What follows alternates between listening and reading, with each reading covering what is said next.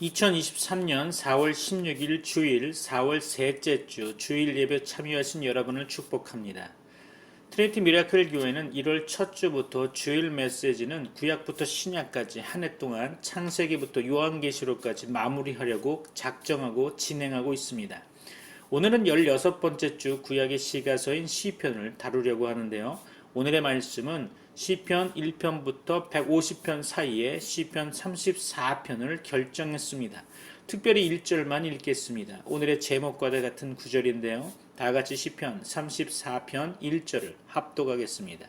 시편 34편 1절입니다. 내가 여호와를 항상 송축하며 내 입술로 항상 주를 찬양하리이다. 아멘. 종교개혁자 마틴 루터의 말대로 성경 전체의 축소판이라 불릴 정도로 오랜 세월 수많은 시인들에 의해 불려진 시편은 매 시마다 각기 다양한 환경과 시대적 배경을 가지고 있습니다. 그럼에도 불구하고 이 시편들의 큰 주제는 오직 하나, 바로 하나님을 향한 찬양과 경배의 고백이라 할 수 있겠죠. 그것도 시인들의 살아있고 생생한 영혼의 울림과 탁월한 영감들로 가득 차 있습니다. 이런 측면에서 시편은 성경 문학의 백미요, 시간과 공간을 초월하여 모든 시대를 살아가는 모든 사람들에게 있어서 참된 영혼의 찬양이요, 신앙 고백서라 할 수 있을 것입니다. 탈무드는 다윗이 10명의 장로들과 함께 시편을 기록했다고 언급하고 있습니다. 시편 150편 중 다윗의 저작이 절반가량인 무려 73편에 이르는 것을 감안할 때 다윗에 의해 시편이 편집되었다는 의미로 볼 수도 있을 것입니다. 하지만 모세에서부터 에스라에 이르기까지 거의 1000년에 걸쳐 기록된 시편 중 50여 편은 작자 미상이고요.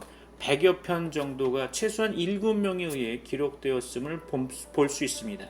또 저자 미상의 시 중에서도 신약 성경에서 다윗의 작품으로 인용되고 있는 것들도 몇 편 있죠. 시편 2편, 95편에서 96편, 105편 정도 이렇게 해당이 되죠. 시편에 직접 언급된 저자들을 살펴보면 다윗이 73편을 지었고요. 아삽이 12편, 고라자손이 11편, 솔로몬이 2편, 모세 1편, 헤만 1편, 에단 1편 등등 여러 저자들이 있죠. 시편은 모세에서부터 에스라에 이르기까지 거의 1000년에 걸쳐 기록되었다고 말씀드렸죠. 따라서 시편 하나하나의 기록 시기를 정하는 것은 조금 어려워 보입니다. 다만 이 시들이 여러 시기를 거치면서 예배용 혹은 순례용 등 용도에 따라 하나씩 묶여 하나의 시집 형태로 모아졌을 것입니다.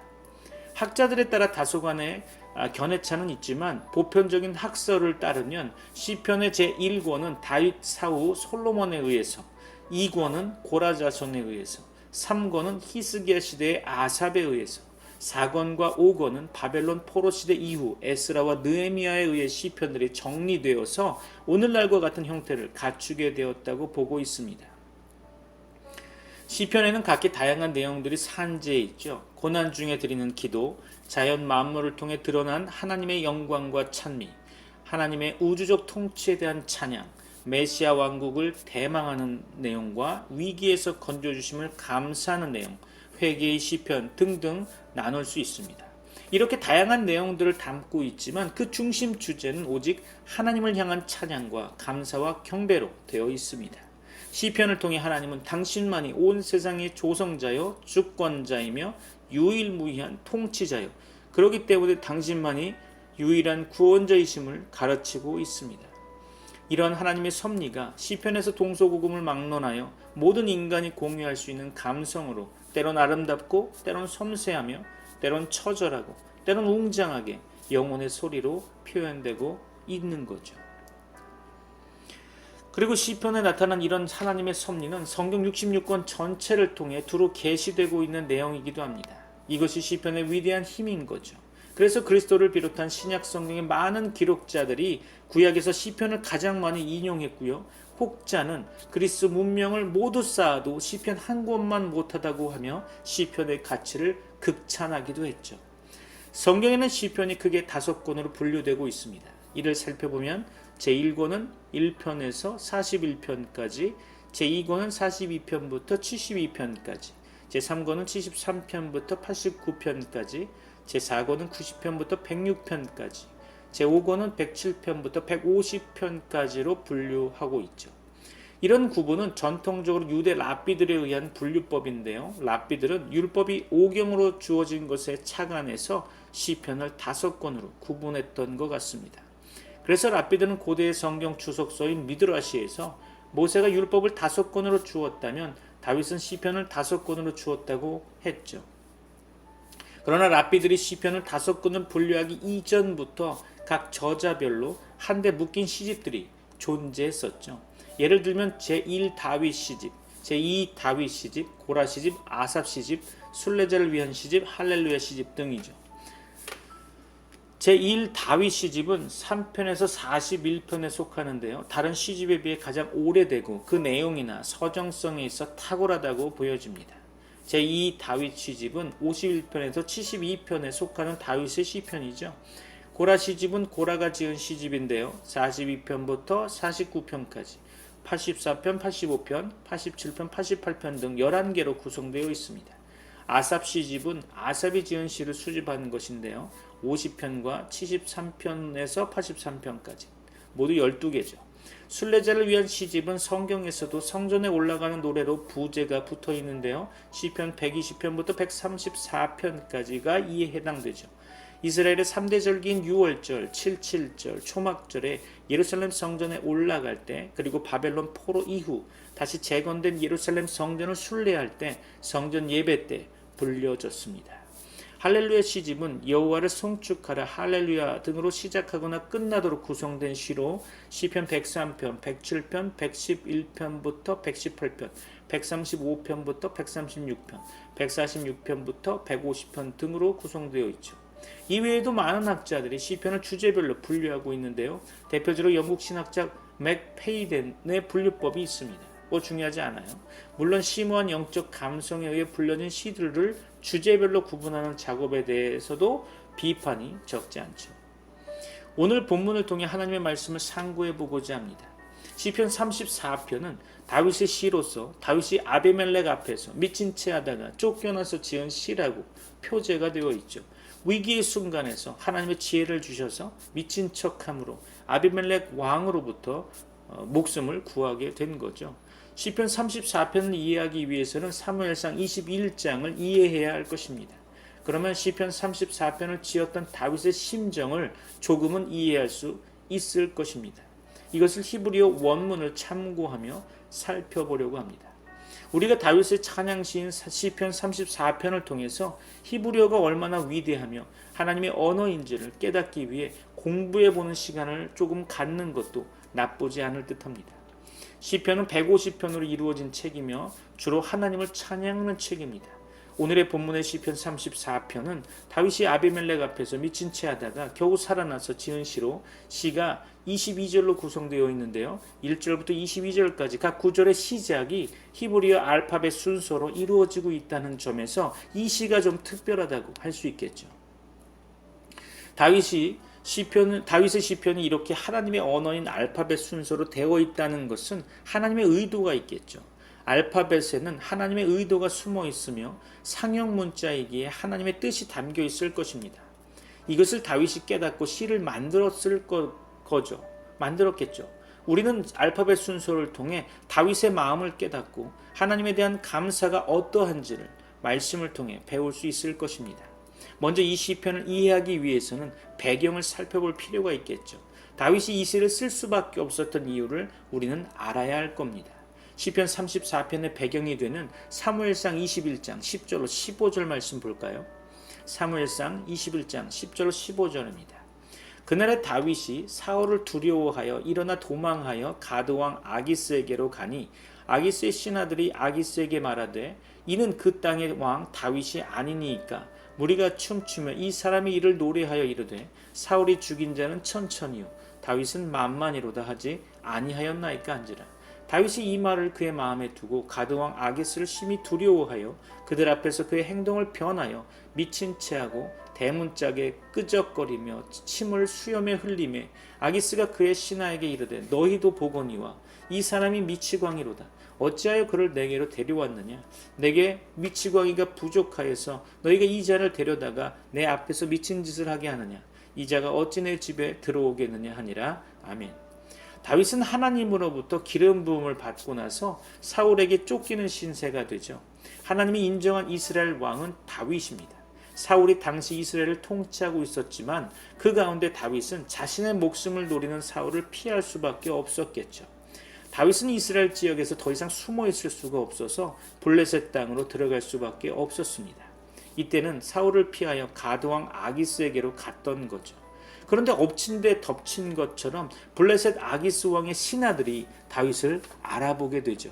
블레셋의 최고의 장수인 골리앗을 죽였다는 것을 이미 알고 있었습니다. 그래서 다윗은 자신의 목숨을 노리고 있는 아기스 왕 앞에서 미친 체하고 대문짝에 끄적거리며 침을 수염에 흘리면서 미친 행동을 한 거죠. 이 상황에 하나님께서 다윗에게 지혜를 주셔서 미친 사람처럼 행동을 할 수가 있었던 것입니다. 이 행동 때문에 아기스 왕은 미친놈이라고 데리고 나가라고 명령했는데 이때 다윗은 겨우 목숨을 건질 수가 있었던 거죠. 13절에 다윗은 가드왕 아기스를 심히 두려워하여 이들 앞에서 행동을 변하게 됩니다. 정신이 나간 사람처럼 행동을 했다는 거죠. 다윗은 순간에 하나님께서 주신 지혜로 살 수 있었던 것입니다. 다윗은 자신의 목숨이 위태하다는 것을 순간적으로 판단하고 행동을 바꾼 거죠. 그렇지 않고 정신이 온전하게 행동했다면 다윗은 아기스 왕에게 죽을 수밖에 없었을 것입니다.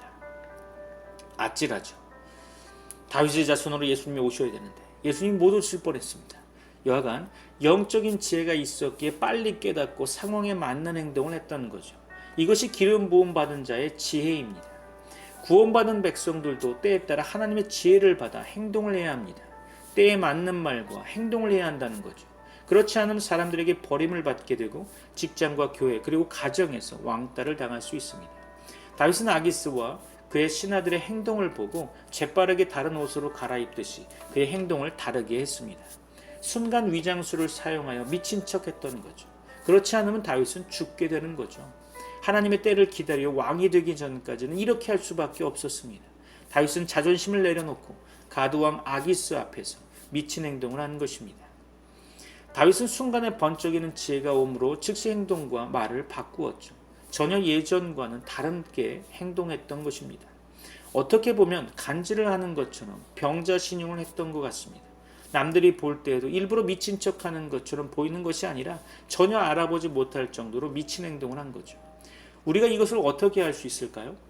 다윗은 자신의 목숨을 지키는 것도 중요했지만 하나님의 뜻을 이루기 위해 자신의 모든 자존심을 내려놓았음을 간과해서는 안 될 것입니다. 그럼 이것은 무엇을 의미하고 있는 걸까요?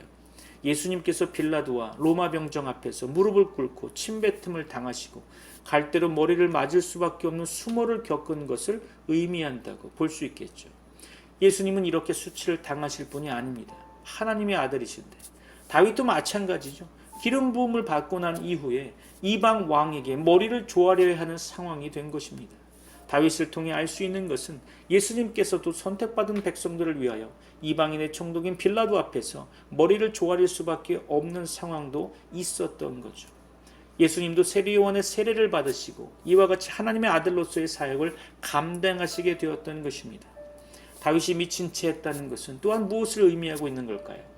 본인 자신이 가장 낮은 자리에 떨어져 아기스 왕을 높이고 칭송하며 자랑한 것을 의미한다고 볼 수 있겠죠. 다윗은 하나님으로부터 기름 부음을 받은 왕입니다. 하지만 자신은 낮아지고 이방의 왕인 아기스 왕을 높임으로 모든 것을 내려놓은 것입니다. 다윗은 이것 때문에 목숨을 건지게 된 거죠. 다윗이 미친 채 하면서 아기스 왕을 높이고 칭찬을 즉시 시작했던 것입니다. 그들의 마음이 다윗을 죽이는 쪽이 아니라 놓아주는 쪽으로 움직일 수 있도록 하기 위함인 거죠. 이렇게 다윗이 최선을 다해서 아기스 왕을 높이고 칭찬하고 자랑했더니 다윗은 죽임을 당하지 않고 쫓겨나게 되는 결과를 얻게 되었던 거죠. 반면에 자신은 수치를 받고 모욕을 당하는 결과가 오게 되었죠. 우리가 이것을 통해서 무엇을 깨달아야 할까요? 예수 그리스도께서도 나를 위해서 이방인들 앞에서 모욕을 당하시고 고통을 당하셔서 가장 비천한 자가 되었다는 것을 우리는 알아야 할 것입니다. 이렇게 하심으로 인하여 예수님은 나를 주님의 품 안으로 들어올 수 있도록 하신 거죠. 반면에 예수님은 나 때문에, 우리 때문에 엄청난 모욕과 수치를 당할 수밖에 없었던 것입니다. 이것이 다윗을 통해서 예수 그리스도를 알 수가 있는 거죠. 다윗은 대문짝에 무엇인가를 쓰고 있었다고 성경은 기록하고 있죠. 이 모습을 보고 있는 아기스 왕은 그 마음에 미친 사람이라고 보았을 겁니다. 다윗은 대문짝에 표시를 하고 있는 거죠. 열심히 글씨를 쓰면서 끄적거리며 사람들이 알아볼 수 없는 자신만의 글을 쓰고 있는 것입니다. 그것도 아기스의 신하들이 다윗을 알아봄과 동시에 즉시 쓰기 시작하는 거죠. 다른 사람들이 무엇이라고 말을 하든지 말든지 다윗은 문짝에 최선을 다해서 글씨를 쓰고 있는 것입니다. 그러나 블레셋 사람들은 전혀 알아보지 못하는 글씨를 쓰고 있는 거죠. 다윗만 알아볼 수 있는 글씨였을 겁니다. 아마도 그것은 하나님께 감사하는 글을 열심히 쓰고 있는 것이 아닐까 생각해 봅니다. 그렇다면 우리가 이것을 통해 무엇을 깨달을 수가 있겠습니까? 예수님께서도 열심히 땅에 글씨를 쓰신 적이 있었던 것을 기억해야겠죠. 요한복음 8장 6절입니다. 그들이 이렇게 말하면 고발할 조건을 얻고자 하여 예수를 시험함이로라. 예수께서 몸을 굽히사 손가락으로 땅에 쓰시니. 그렇죠. 서기관들과 바리새인들이 음행 중에 잡힌 여자를 데리고 와서 예수님 앞에 세웠습니다. 그리고 예수님께 말하기를 모세는 율법에 이러한 여자를 돌로 치라고 명했는데 당신은 어떻게 말하겠냐고 이야기하는 거죠. 이렇게 말하는 것은 예수님을 고발할 조건을 만들기 위해서일 겁니다. 돌로 치라고 명하면 지금까지 말하던 사랑이 없다고 말할 것이고요. 돌로 치지 말라고 말하면 하나님의 율법을 어기는 자라고 말하려 한 거죠.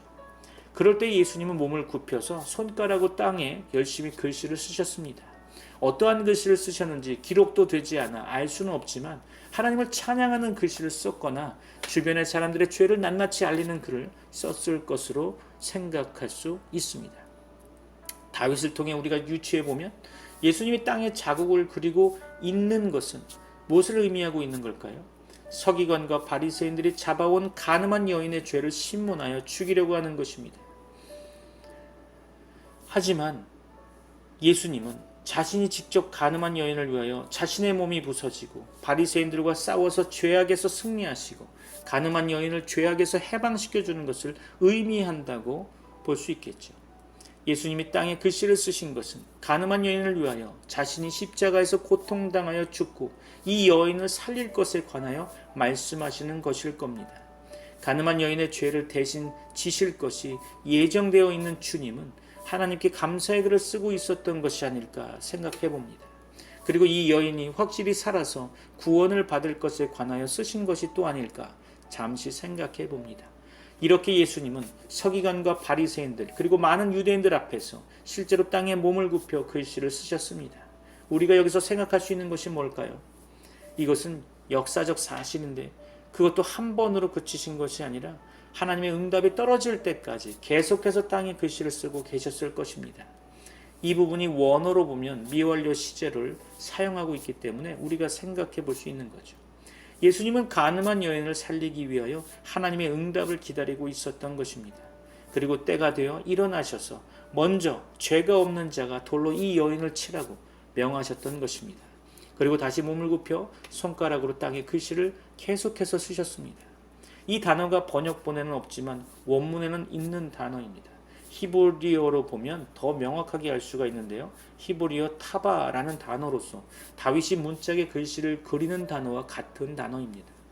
다윗도 하나님께 감사하면서 미친 척하며 글씨를 쓴 것처럼 예수님께서도 당신에게 붙여주신 간음한 여인을 위하여 감사함으로 땅에 글씨를 쓰며 표시를 하는 것입니다. 바로 이 여인은 구원받은 나의 딸이라는 표시를 땅에 그리신 것이 아닐까요? 우리들도 간음하다 걸린 여인들처럼 원죄 가운데 고통스럽게 살았던 사람들입니다. 그래서 서기관과 바리새인 같은 사탄의 존재들에게 정죄를 받을 수밖에 없는 인생이었죠. 그런데 예수님은 저와 여러분을 위해 십자가에서 대신 죽으시고 우리에게 구원의 표식을 주셨습니다. 하나님께서 아벨을 죽인 가인에게도 표를 주셨을 때 사람들이 죽일 수가 없었죠. 이처럼 우리에게 예수 그리스도의 십자가 표식을 주셔서 영원히 죽지 않는 자가 되게 하신 것입니다. 예수님은 십자가에서 모든 원죄를 꺾어버리시고 소멸시켜 주셨습니다. 우리 안에는 예수 그리스도의 인침받은 표식이 있을 것입니다. 구원의 확신이 바로 그 결과로 나타나는 거죠. 그러므로 더 이상 죄 때문에 고민할 필요가 없어진 것입니다. 다시 사무엘상으로 돌아와 좀 더 살펴볼까요? 다윗의 행동을 통해서 우리가 예수 그리스도를 깨달을 수가 있었죠. 다윗의 미친 척한 것이 다른 사람들의 눈에는 거짓 연기하는 것처럼 보이지는 않았을 것 같습니다. 사무엘상 21장 15절에 아기스 왕은 자신에게 미치광이가 부족하여 너희가 다윗을 데려다가 자신 앞에서 미친 짓을 하게 하냐고 호통을 치고 있죠. 아기스 왕은 미친 자가 부족하여 자신에게 이런 미치광이를 데리고 왔느냐고 말하고 있는데요. 그렇다면 블레셋에도 많은 미치광이가 있다는 것을 말해주는 것이죠. 무엇을 통해 알 수가 있냐면 원문에서 히브리 성경에서는 복수를 사용하고 있습니다. 많은 미치광들이 아기스 왕 앞에 있었다는 것을 보여주고 있는 거죠. 그 중에 한 명이 다윗이 있었던 것 같습니다. 이것이 하나님의 은혜라는 것을 알 수 있는 것은 아기스 왕의 눈에는 다른 미치광이와 똑같이 다윗이 보였을 겁니다. 다윗이 열심히 미친 척을 했더라도 보는 입장에서 그렇게 보이지 않고 사람을 속이려고 하는 것으로 보였다면 다윗은 그 자리에서 죽었을 겁니다. 그러나 우리 하나님께서 아기스 왕의 눈을 가려 정말 미친 사람처럼 보이게 했을 겁니다. 탁월한 연기력이 아닌 하나님의 역사입니다. 이것은 무엇을 의미하는 걸까요? 예수님이 십자가에 달리시는 사건은 이방인들에게는 미친 짓과 같은 일일 것입니다. 또한 믿지 않는 자들도 동일하게 보일 수가 있겠죠. 그래서 유대인들은 십자가에 달린 예수님을 조롱했습니다. 자신과 관계가 없기 때문이죠. 예수님을 심하게 모욕하고 모멸감을 주었습니다. 자신도 구원하지 못하면서 남을 어떻게 구원하겠냐고 조롱했죠. 만약에 십자가에서 내려오면 내가 믿어준다고 허풍까지 떨었습니다. 이런 자들은 십자가에서 죽으신 예수님이 미쳐 보이지만 믿는 우리에겐 또한 선택받은 주의 백성들에겐 고귀한 것입니다. 너무나 귀중한 사건인 거죠. 예수님 때문에 우리의 모든 죄가 용서받게 되었습니다.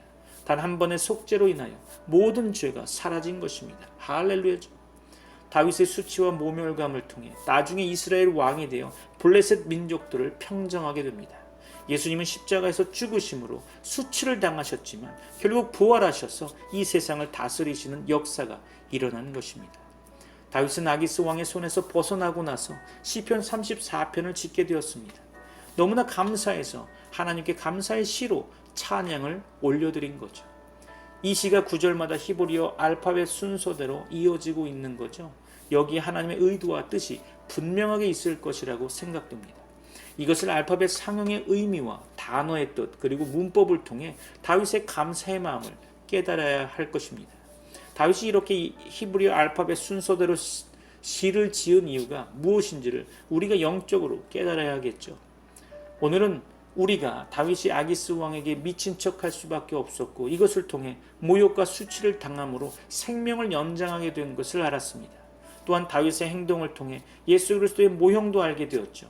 좀 더 시편의 내용 가운데 히브리어 알파벳 순서대로 기록된 본문의 말씀을 배우고 익혀서 좀 더 하나님의 의중을 깨닫는 시간이 될 것을 기대하며 본문을 조금만 살펴보겠습니다. 시편 34편은 알파벳 시라고 합니다. 히브리어 알파벳으로 한 절 한 절이 시작되고 있다는 거죠. 1절은 히브리어 알파벳 첫 글자로 시작됩니다.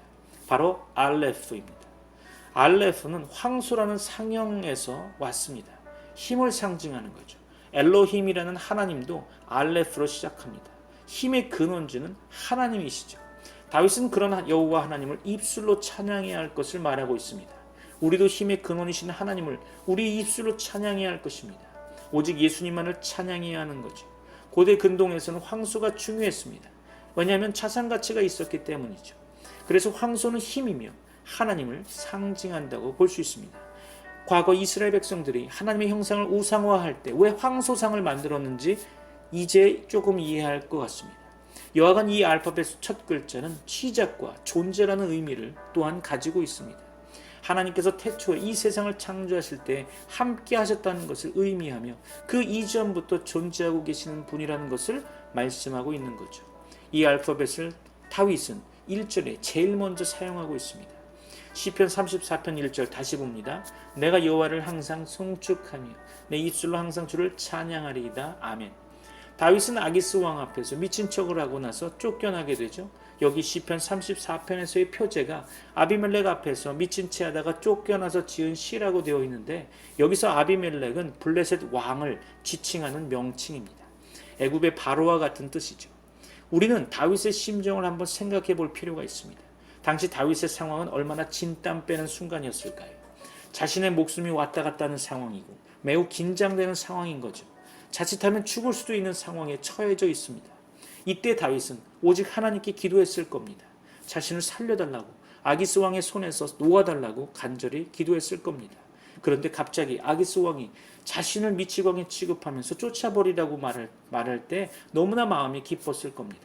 이루 말할 수 없는 벅찬 감동이 다윗에게 밀려온 거죠. 하나님이 개입하시지 않았다면 절대 벗어날 수 없는 상황이었습니다.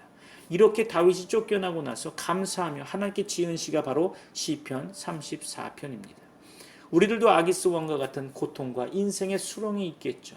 이곳에서 벗어나기 위해 몸부림치지만 헤어나오지 못하고 더 깊은 수렁으로 빠져들 때가 있습니다.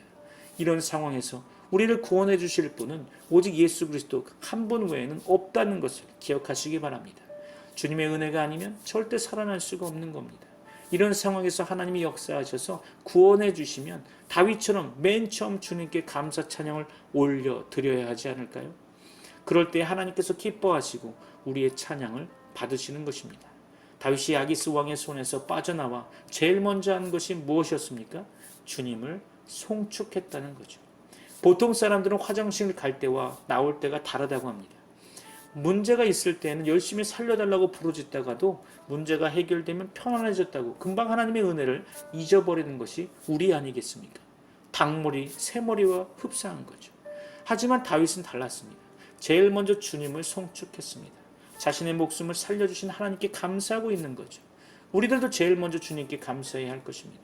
시편 34편 1절의 히브리어 원문에서는 제일 처음 글자를 히브리어 첫 글자 알레프로 시작하고 있다는 것을 기억해야 합니다. 이것은 뭘 의미하는 걸까요? 알레프는 하나님을 상징하는 글자죠. 다윗은 전능자이신 하나님께 제일 먼저 영광을 올려드림을 의미한다고 볼 수 있겠습니다. 이 세상에서 제일 힘있고 능력이 많으신 하나님께서 다윗 자신을 아기스 왕의 손에서 건져주셨다는 것을 고백하고 있는 거죠. 우리들도 어떠한 일이 응답을 받았다면 제일 먼저 주님께 영광을 돌려드려야 합니다. 하나님께 축복을 받았으니 하나님께 영광을 제일 먼저 돌리는 것이 당연한 거겠죠. 다윗은 아기스 왕의 손에서 벗어나서 생명을 건진 축복을 받았습니다. 그래서 제일 먼저 하나님께 무릎을 꿇고 찬양하고 있는 거죠. 전지전능하신 하나님 외에는 자신을 건져주실 자가 없다고 고백하고 있는 것입니다. 그것도 설렁설렁하게 감사하는 것이 아니었죠. 전심을 다하고 뜻을 다하여 하나님을 사랑하는 마음으로 감사하고 있는 것입니다. 자신의 생명을 걸고 송축하고 있다는 거죠. 바로 다윗 자신이 더 이상 송축할 수 없을 정도의 힘을 다해 주님을 찬양하고 있다고 원문은 이야기하고 있습니다. 아마도 다른 사람들이 보면 미친 사람이라고 할 것입니다. 그 정도로 하나님을 찬양하는데 한 번으로 끝나지 않았던 거죠. 자신의 삶에서 평생 하나님을 찬양하면서 아기스 왕에게서 건져주신 것을 기억했을 것입니다. 사람들은 어느 정도 때가 지나면 쉽게 잊어버리는 경우가 많습니다. 지금 당장은 하나님께 감사하지만 시간이 흘러버리면 하나님의 은혜를 잊어버리고 불평하는 경우가 종종 있습니다. 하지만 다윗은 이 사건을 평생 간직한 것입니다. 어떠한 상황이 있을지라도 목숨을 건져주신 것을 잊지 않고 살겠다는 다윗의 굳은 의지가 들어가 있는 거죠. 그것도 자기 자신에게 권면하면서 믿음을 다짐하고 있습니다. 우리는 다윗을 통해서 무엇을 깨달아야 할까요? 어떠한 문제가 생겼을 때 가장 먼저 감사해야 할 분은 하나님이라는 것을 깨달아야 할 것입니다. 그리고 이 감사를 마음 깊이 새겨서 절대 잊어버리지 않는 신앙을 배워야 할 것입니다. 다윗은 이것을 마음에 새겨서 절대 잊어버리지 않고 오늘 아기스 왕의 손에서 건져주신 그 주님을 끝까지 사랑하면서 평생 간직할 것을 말씀하고 있는 거죠. 다윗은 생명을 건지고 나서 하나님께 항상 입술로 찬양을 한다고 고백하고 있습니다. 이것은 하나님께 매일 드리는 제사를 의미하는 거죠. 하나님께 항상 매일같이 감사제를 드린다는 것입니다. 이스라엘 백성들은 아침과 저녁에 상 번제를 드림으로 끊임없이 하나님께 제사를 드렸습니다. 이렇게 매일같이 다윗은 하나님께 감사의 찬송과 함께 제사를 드리겠다고 다짐하는 것입니다. 이것을 통해서 매일같이 드리는 상번제가 뻗어나가 하나님께 상달이 되는 거죠. 우리들도 하나님 앞에 매일같이 새벽에 기도를 하게 됩니다. 이것이 상번제인 거죠. 감사의 제단을 쌓게 되는 것입니다. 그것도 전능하신 하나님께 올려드리는 거죠. 우리의 입술로 하나님께 매일같이 상번제를 드릴 때에 우리 주님은 기뻐하십니다. 그럴 때 우리의 기도가 하늘로 뻗어 올라가 하나님께 상달되어 응답이 내려오는 것입니다. 다윗이 하나님을 찬양한다는 것은 무엇을 의미하는 걸까요? 주님의 이름을 자랑하고 주님이 자신에게 행하신 일을 다른 사람들에게 밝게 비추어 나타내겠다는 것을 의미한다고 볼 수 있겠죠. 이렇게 주님의 영광을 위해 찬양하는 것이 하나님께 도달되는 것입니다. 하나님은 다윗의 찬송과 영광을 받으시고 기뻐하시고 있습니다. 우리들도 예수 그리스도의 이름을 높이고 찬송해야 할 것입니다. 나의 입술로 주님을 자랑하고 칭송하는 삶을 살아내야겠죠. 오늘 말씀을 통해 우리가 깨달을 수 있는 것은 무엇일까요? 문제에서 구원해 주신 예수 그리스도를 제일 먼저 찬양해야 함을 알게 되었죠. 또한 전지전능하신 알레프 속에 나타나고 있는 황소와 같이 힘있는 하나님을 찬양해야 한다는 것도 알았죠. 오늘 다윗은 이런 하나님을 제일 먼저 찬양했고 죽을 때까지 아기스 왕의 손에서 건져주신 하나님을 잊지 않고 기억하겠다고 다짐했던 것입니다. 우리들도 예수 그리스도께 받은 은혜를 잊지 말고 죽을 때까지 간직하면서 기억하시는 저와 여러분들이 되시길 주님의 이름으로 축원합니다. 기도하겠습니다. 지금은 우리 주 예수 그리스도의 은혜와 하나님의 사랑과 성령님의 교통하심이 오늘 말씀을 통해 믿음의 결단이 있는 모든 주의 백성들에게 이제부터 영원까지 함께 있을지어다. 아멘.